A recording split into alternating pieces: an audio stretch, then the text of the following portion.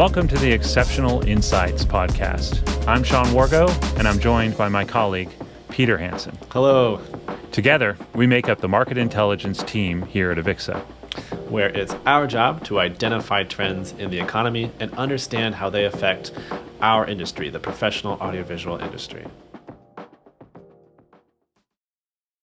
All right, welcome to Episode 2 of the Xceptional Insights podcast. As promised last time, we're going to delve deeply into the issue of inflation. It's a popular topic that Peter and I are often asked about, particularly as it relates to Pro AV. The question being, with recessionary threats, with inflation looming, with the sky seemingly falling in the stock market as a result of inflation and responses to it, what does that mean for Pro AV? Are we also facing declines? So where we wanted to start today is just to have Peter kind of catch us up on where we are with inflation. Peter, what's the state out there? What's the current news? And then we can dig a little deeper into the impact of Pro AV. Mm-hmm. So the current news is that inflation is stubbornly high. It depends on exactly what country you're in, exactly what part of the globe, even exactly what metric you're looking at. But the fact of the matter is inflation is very high. I'm going to talk about kind of two main components. One being kind of the fuel side, which is really ultimately a lot of what consumers look at. So especially in the US, July, August, seeing the kind of like headline numbers look a bit better, like flatter. And that's been driven a lot by fuel. Fuel prices finally coming down from their like peak in June. But the underlying and actually what central banks start to look at when they're making their own interest rate decisions, you know, those interest rate increases we're seeing like this week from the Fed, that you're seeing at the ECB, that you're seeing in Canada, they look at more what they call like kind of the stable metrics, like fuel, very volatile. Food is largely a product of fuel or very affected by fuel because kind of the transport costs of your strawberries is a huge percent of the price as opposed to your iPhone. $1,000 for an iPhone, ship that across from China. Fuel is only a tiny little bit. Ship your strawberries across the country, but they're only $3, so it's really impactful there. So what Federal Reserve Board, what these central banks do is they look at stable measures, and the stable measures have stayed high. It's possible if you look at the numbers and squint that like maybe we're like sneaking past the peak a little bit, but the fact of the matter is we are still in an economy where it's a major reality for consumers, major reality for businesses, and central banks are making movements to try and stop it. That's slapping the brakes on the economy to try to bring inflation down, risking recession to do it. Inflation is remaining a thorn in the side of the economy. So we've heard a report of 8.2, I think was the latest number from the Fed for top line year over year. I think the question that we often get is people look at that, they say 8, 9, whatever it is at the time, and they say, okay, Pro AV, we're expecting to grow maybe 12, 11% over last year. So is it proper math, proper handling of the inflation number to then say, all right, let's discount our growth figure as a result. So instead of that 12 or 11, we're looking at 3 or 4, depending on kind of what inflation might be scoring at a time. Is that the right way to look at it? Is it already baked in? How do we kind of handle that when we're looking at forecast data in light of inflation numbers? Yeah. So that sort of subtract inflation from, the percent change makes sense when you're maybe talking about your own income, because for those inflation numbers, what they're coming from is what's called a kind of market basket, like the set of everything that a consumer buys, all the food, all the electronics, all of the housing, transportation, etc. Each of those weighted, each of those prices carefully monitored over time. But for Pro AV, we're not talking about a market basket. We're talking about a specific segment. We're talking about a very particular portion of the economy. So for Pro AV, you don't want to subtract out that overall economic number. That won't get you to the core concept when people ask about, like, oh, separate out. They're talking about real dollars, right?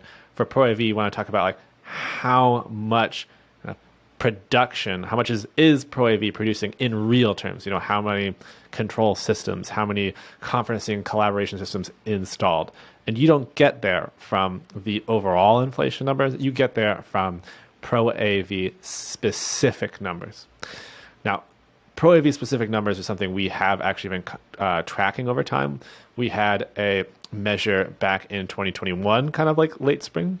And that showed that at that time, Pro AV prices actually had, since the start of the pandemic, outpaced the overall economic inflation numbers. When we double checked that in this spring, we saw that Pro AV price increases had actually fallen behind. So it's not that the price increase had stopped, it's just that the price increase had maybe stabilized ever so slightly while inflation overall in the economy had accelerated further. So that tells you already that we're looking at, if you're adjusting the kind of the Pro AV percent increase by some factor to get at like real change in Pro AV, you have to subtract a smaller number away than the overall inflation number. And in fact, there's a second component that is very relevant to Pro AV that's less relevant to the overall economy, which is technology change. In the overall economy change, there is a technology component, of course, but a lot of things don't really, like butter is still butter. Gas is still gas. A house is still a house, right? So a huge percent of that inflation number is really not going to be affected by technological advancement. For Pro AV, pretty much everything is affected by technological advancement. Even from a perspective, like even if you're using the same, maybe like camera and microphone in a conference room, but the integrators of the world have just gotten better at figuring out how to install that to facilitate a hybrid environment. That's an increase in real productivity. So you actually, in a way, you would even take another kind of haircut off that percent increase in prices that we are observing in Pro AV because technology is advancing. You're getting to a place where it's sort of like eye of the beholder, it's judgment to get to the actual real productivity in Pro AV. But confidence, from our own numbers, even before you get to that Pro AV, we can say for sure that don't subtract off the overall economic inflation number from Pro AV. Pro AV prices are more stable. So if you're translating the kind of observed percent growth of Pro AV into real terms, you don't want to take away the 8% that you're seeing in the US, the 9-10% even that some countries in the EU are seeing. That's inaccurate.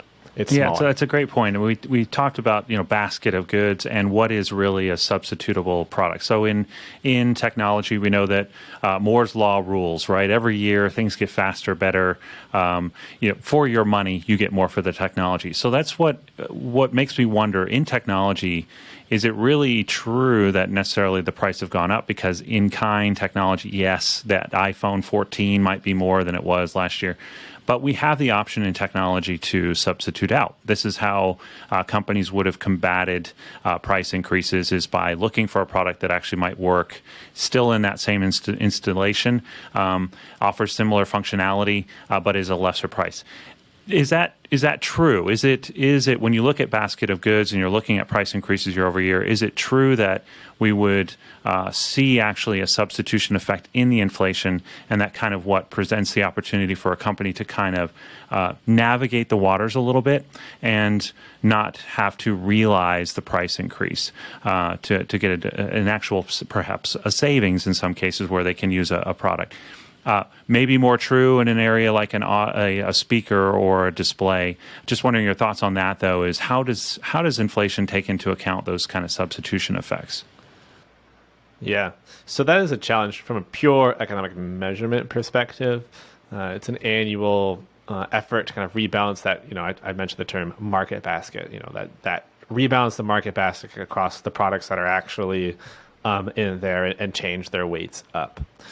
And actually, that's one of the reasons why there are several metrics. And in fact, the Federal Reserve Board, for example, doesn't always pay the most attention to the CPI, which is like really market basket based, paying a little bit more attention to like a different measure called the PCE, which is a little bit more sort of like consumer expenditure based, because they're trying to kind of maybe circumvent that challenge that exists when you're talking about like, oh, how do you measure inflation when consumers are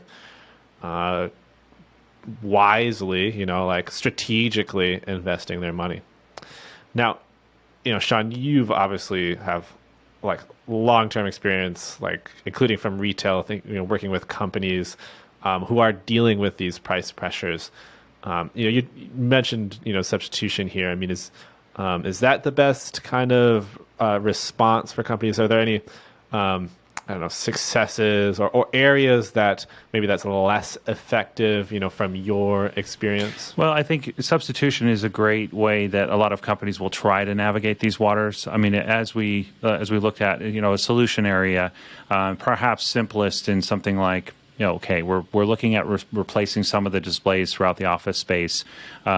We want to, get some, not necessarily cutting edge, but better technology than what we have in the past. So they would substitute in, look at the marketplace, look at what they can get, maybe come down a little bit on the resolution side. We don't need 8K. We don't necessarily need 4K. We can go down to 1080p, those kinds of things. So we do see that a lot. Where it's harder and doesn't always work out is when you have you're looking at, say, control systems, and you're locked into a certain solution there.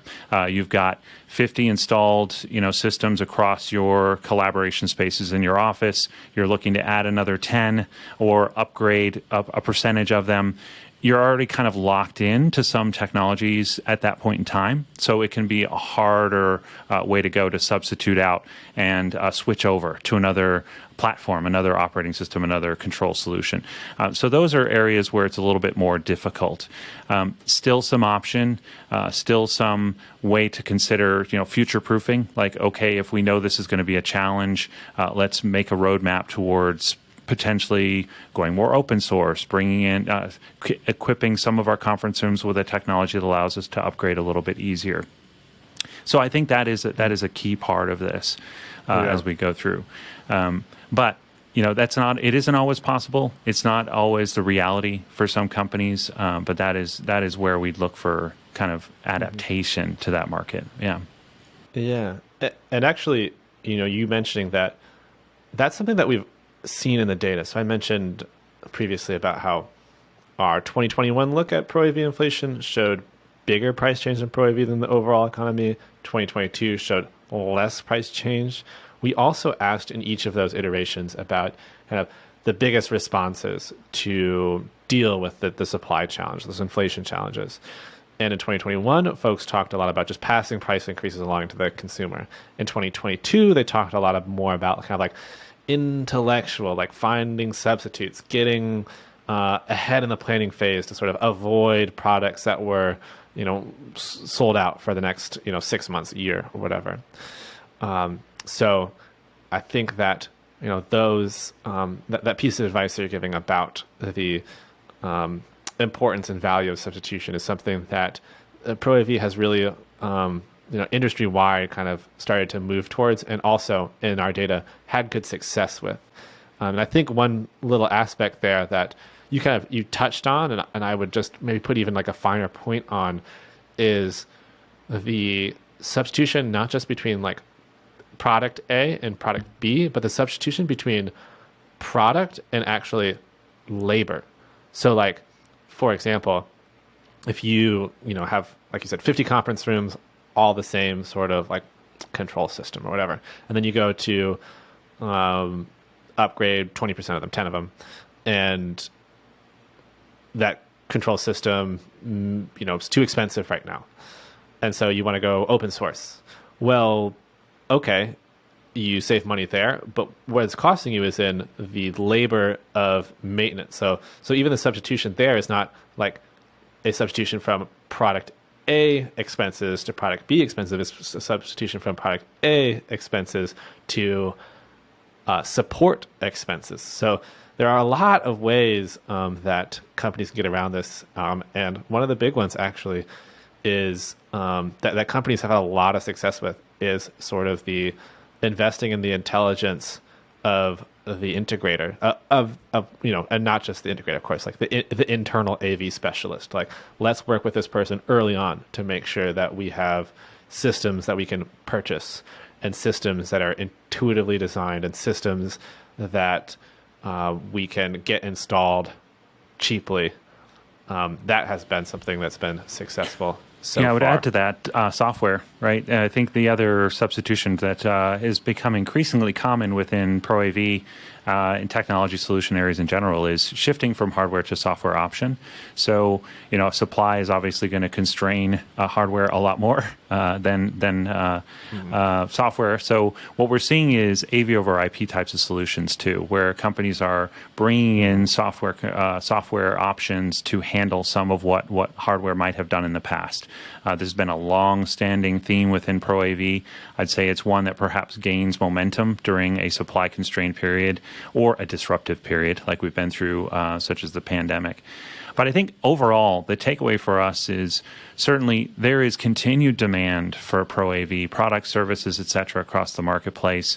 I think what we're saying is that while inflation is out there, there are a lot of options for our marketplace: labor, software, hardware alternatives to combat that.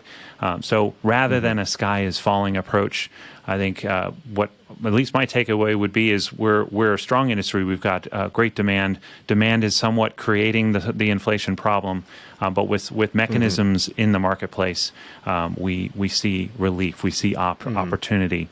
Yeah, I think why is demand creating that inflation problem? I mean, what is it? Like, what's the process there? Yeah, I think as an economist, you probably know better than I on the supply versus demand issue. Yeah. But I think what we've been seeing in our data over the last year, even beyond, we saw the big decline in Pro AV demand right around the pandemic, start of the pandemic, March of 2020. We knew that because in-person activity was largely brought to a halt, a lot of our core markets, venues, even education, corporate, a lot of them were hit hard by that decline in in-person activity. We knew that coming back to in-person would create a lot of demand, and that's really what we've been seeing. To where companies were expecting, they weren't sure, honestly, how long the pandemic recession would last. They didn't necessarily know what rate was the increase going to come.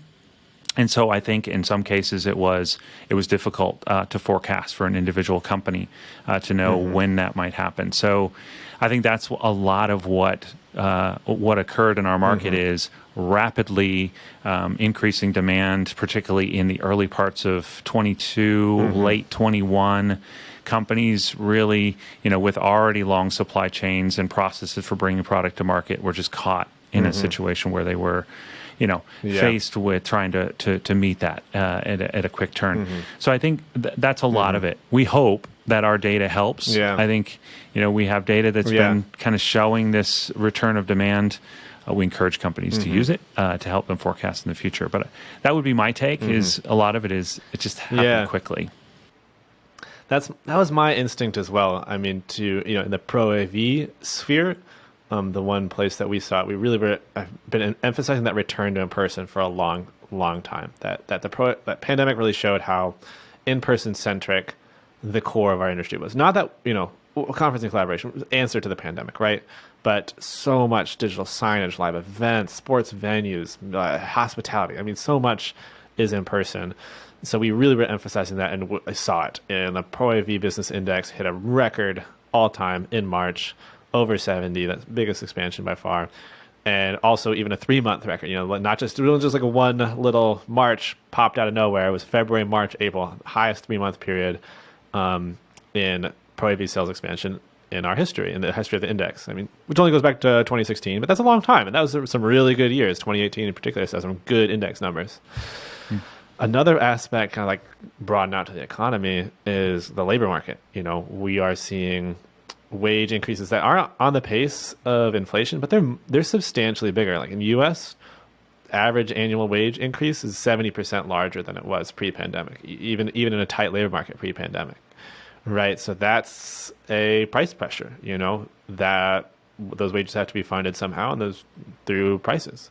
So I think that's another place, and especially, super tight labor market. Actually, Meta report went live, as of recording, it went live an hour before recording here. And that's on a lot of the challenges that we're seeing in the labor market with the supply of workers really not up to the level of the demand for workers. And that creates these challenges for businesses, and they have to get more money to fund that.